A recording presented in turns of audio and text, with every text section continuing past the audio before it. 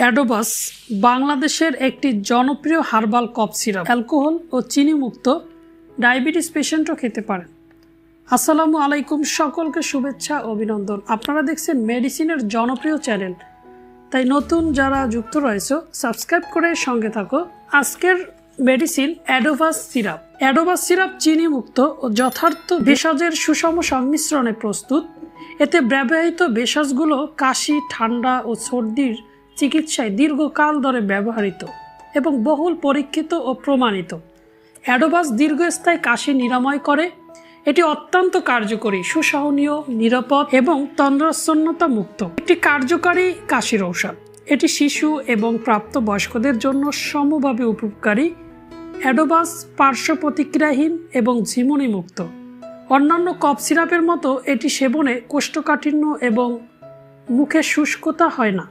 দীর্ঘস্থায়ী কাশি নিরাময় করে, শ্বাসযন্ত্রের খিঁচুনি রোধ করে, বুকের জমাট বাঁধা কফ তরল করে। অ্যাডোবাস সিরাপের মধ্যে রয়েছে বাসক, পিপল, যষ্টিমধু, হরিতকি, কুর, শুণ্ঠি, মরিচ, এলাচ, দারুচিনি, তেজপাতা, কটফল ইত্যাদি ভেষজ উপাদানের সংমিশ্রণে অ্যাডোবাস সিরাপ প্রস্তুত করা হয়েছে, যার ফলে দীর্ঘস্থায়ী কাশি নিরাময় করে, শ্বাসকষ্টজনিত কাশি দূর করে, অ্যালার্জিজনিত কাশি দূর করে, বুকে জমাট বাঁধা কফ বের করে, স্বরভঙ্গ উপশম করে, স্বরের অস্বস্তি নিরাময় করে।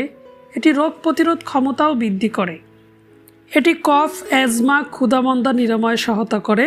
তাই বুকের জমাট বাঁধা ঘন কফ তরল করে বের করে, শুষ্ক কাশি উপশম করে। এছাড়াও শ্বাসযন্ত্রের দুর্বলতা, ধূমপানজনিত কাশি এবং স্বরভঙ্গ রোগে অত্যন্ত কার্যকরী হচ্ছে অ্যাডোবাস সিরাপ। চিনিমুক্ত প্রিপারেশন হওয়ায় ডায়াবেটিক রোগীরাও অনায়াসে এটি খেতে পারেন। আমরা উপকারিতা সম্পর্কে বিস্তারিত জানতে পারলাম। এবার আমরা জানব অ্যাডোবাস সিরাপের মাত্রা ও ব্যবহার। 12 বছরের কম বয়সী শিশু যারা রয়েছে, লক্ষ্য করো, 12 বছরের কম বয়সী শিশু যারা রয়েছে 1 থেকে 2 চামচ দিনে 3 বার। প্রাপ্তবয়স্ক যারা রয়েছে 3 চামচ দিনে 2 বা 3 বার। কাশির তীব্রতা বা হালকা গরম পানির সাথে মিশিয়েও ব্যবহার করা যেতে পারে। কাশি বেশি হলে, তীব্র হলে হালকা কুসুম গরম পানি অ্যাডোবাস সিরাপের সাথে মিশিয়ে সেবন করা যেতে পারে।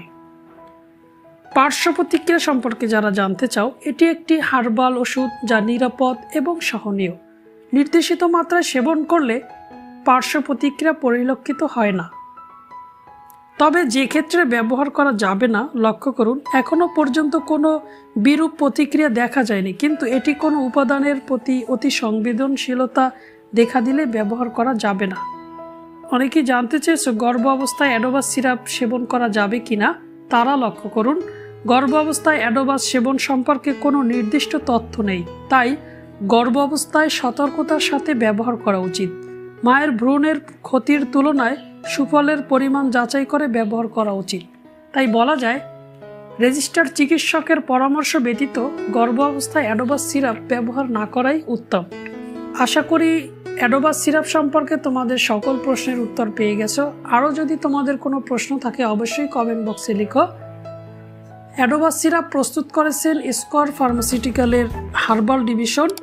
এর অ্যাডোবাস সিরাপের দাম মাত্র 65 টাকা। এটি আপনার নিকটস্থ যে কোনো ফার্মেসিতে সহজেই পেয়ে যাবে।